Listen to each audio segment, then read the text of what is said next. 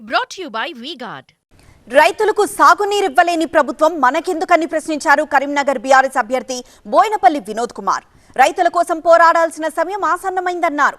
పంట నష్టపరిహారం, bonus, ex gratia ఇవ్వాల్సిందేనని demand చేశారు వినోద్.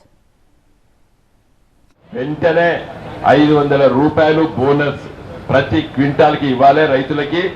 అదే విధంగా మరి నష్టపరిహారం, వేలాది ఎకరాలు ఇలా పంట నష్టపోయారు. ఇలా పచ్చగా ఉన్నాయి కదా, పొలాలను చూపిస్తారు, పచ్చగా ఉంటాయి, వరి అది ఎండిపోయేదాకా అట్లే ఉంటది. కానీ కింద మరి భూమి పగిలిపోయింది, నీళ్లు పెట్టలేకపోతున్నారు. కాబట్టి చివరి తడి అంటే రైతు ఏం చేసిండు, నాటేసిండు, డిఏపి బస్తా వేసిండు, యూరియా బస్తా వేసిండు, దాన్ని 3 నెలలు కాపాడిండు. ఆఖరికి పుట్టకొచ్చి ఈని అది విత్తనము కొంచెం బలంగా మరి బలంగా కాయే సమయంలో పట్ట మరి చివరి తడి ఇవ్వలేనటువంటి దుస్థితి కాంగ్రెస్ పార్టీది.